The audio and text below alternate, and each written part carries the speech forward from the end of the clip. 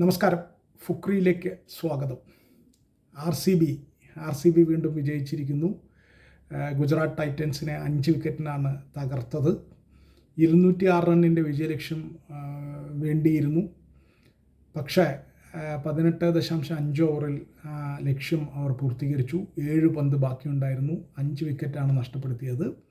എന്നത്തെയും പോലെ വിരാട് കോഹ്ലി, അവരുടെ സൂപ്പർ താരം വിരാട് കോഹ്ലി തകർത്ത് അടിച്ച് കളിച്ചു.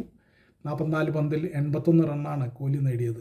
എന്തുകൊണ്ടാണ് കോഹ്ലി ഇപ്പോഴും ഈ പ്രായത്തിലും ലോകത്തെ ഏറ്റവും മികച്ച ബാറ്റർമാരുടെ നിരയിലുള്ളത് എന്നതിന് ഇന്നത്തെ ഇന്നിങ്സൊക്കെ ഒരു ഉത്തമ ദൃഷ്ടാന്തമാണ്. കോഹ്ലി മാത്രമല്ല, കോഹ്ലി നന്നായി അടിച്ച് തുടങ്ങുന്നതിന് മുമ്പ് ദേവ്ദത്ത് പടിക്കൽ ഇറങ്ങി അടിച്ച് തകർത്ത് കളഞ്ഞു. ദേവ്ദത്ത് പടിക്കൽ വെറും 20 പന്തിലാണ് അർദ്ധ സെഞ്ചുറി നേടിയത്. ഒടുക്കം 27 പന്തിൽ 55 റണ്ണെടുത്ത് റാഷിദ് ഖാൻ്റെ പന്തിൽ ക്ലീൻ ബൗൾഡായി പുറത്താകുമ്പോഴേക്കും നല്ല നിലയിലെത്തിയിരുന്നു ബാംഗ്ലൂർ 10 ഓവറിലാണ് 118 റൺ അടിച്ചത്, വെറും 10 ഓവറിൽ.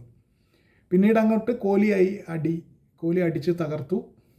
81 റണ്ണെടുത്ത് നിൽക്കുമ്പോൾ ജെയ്സൺ ഹോൾഡറുടെ പന്തിൽ, വെസ്റ്റ് ഇൻഡീസിൻ്റെ ഓൾറൗണ്ടർ ജെയ്സൺ ഹോൾഡറുടെ പന്തിൽ പ്ലേഡ് ഓണായിട്ട് ഔട്ടാവുകയായിരുന്നു. അപ്പോഴേക്കൊക്കെ ഏതാണ്ട് കളി ആർ സി ബിയുടെ കയ്യിൽ എത്തിക്കഴിഞ്ഞിരുന്നു. പക്ഷേ പിന്നീട് തുടരെ 2-3 വിക്കറ്റ്, കോഹ്ലിയുടെ അടക്കം 3 വിക്കറ്റ് അവർക്ക് നഷ്ടമായി. അവരുടെ ക്യാപ്റ്റൻ രജത് പട്ടിദാർ, ജിതേഷ് ശർമ്മ ഇവരൊക്കെ അധികം വൈകാതെ 1-2 കൂറ്റനടികൾ അടിച്ച് ഡ്രസ്സിംഗ് റൂമിൽ തിരിച്ചെത്തി. എന്തായാലും അവസാനം കൃണാൽ പാണ്ഡ്യയും ടിം ഡേവിഡും ചേർന്ന് കളി ഫിനിഷ് ചെയ്തു ആർ സി ബിക്ക് വേണ്ടി. 7 പന്ത് അപ്പോഴും ബാക്കിയുണ്ടായിരുന്നു. പതിവിന് വിപരീതമായി ഇന്ന് റാഷിദ് ഖാനൊക്കെ നല്ല അടി വാങ്ങി. 2 വിക്കറ്റ് വീഴ്ത്തി, പക്ഷേ നല്ല അടി വാങ്ങി. നേരത്തെ ആദ്യം ബാറ്റ് ചെയ്ത ആർ സി ബിക്കാണ് ടോസ് കിട്ടിയിരുന്നത്. R C B captain Rajat Patidar Gujarat ടൈറ്റൻസിനോട് ബാറ്റ് ചെയ്യാൻ ആവശ്യപ്പെട്ടു. അവരുടെ നല്ല ഓപ്പണിംഗ് ആയിരുന്നു. ശുഭ്മാൻ ഗില്ലും സായി സുദർശനും ചേർന്ന്. സായി സുദർശൻ സെഞ്ചുറി അടിച്ചു ഈ കളിയിൽ. 58 പന്തിലാണ് സായി സുദർശൻ സെഞ്ചുറി അടിച്ചത്. അപ്പോൾ നല്ല അത്യാവശ്യം തെറ്റില്ലാത്ത 170 സ്ട്രൈക്ക് റേറ്റിലാണ് റൺ അടിച്ചത്. അതുകൊണ്ട് തന്നെയാണ് 205 റണ്ണ് വരെ എത്തിയത്. കളി വേണമെങ്കിൽ ജയിക്കാവുന്ന ഒരു പൊസിഷനിങ്ങിലായിരുന്നു ഗുജറാത്ത് ടൈറ്റൻസ്. പക്ഷേ ദേവ്ദത്ത് പടിക്കലിൻ്റെ ബ്രില്യൻസാണ് ആദ്യം, അത് പറയാതെ വയ്യ. ദേവ്ദത്ത് പടിക്കൽ, പിന്നീട് വിരാട് കോഹ്ലി എല്ലാവരും ചേർന്ന് തകർത്തടിച്ച് കളിച്ച് ജയിച്ചു. ഇന്ന് ഫിൽ സാൾട്ടിന് പരിക്കേറ്റത് കാരണം ജേക്കബ് ബദലാണ് ഇറങ്ങിയത് ആർ സി ബിയുടെ ഓപ്പണിങ്ങിൽ. പക്ഷേ ബദലിന് അത്ര കാര്യമായിട്ടൊന്നും ചെയ്യാനൊന്നും ചെയ്തില്ല.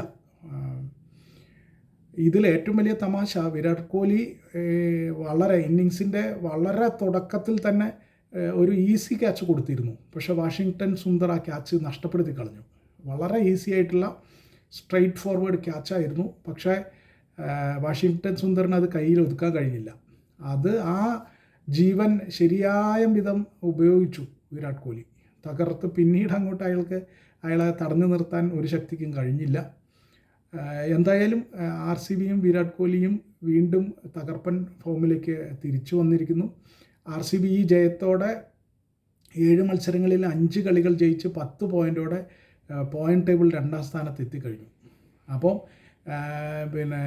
ആദ്യത്തെ 4-നുള്ളിൽ രണ്ടാമതായി തന്നെ ആർ സി ബി ഉണ്ട്. ആർ സി ബി ഒരിക്കലും അവർ കഴിഞ്ഞ നിലവിലെ ചാമ്പ്യന്മാരാണ്.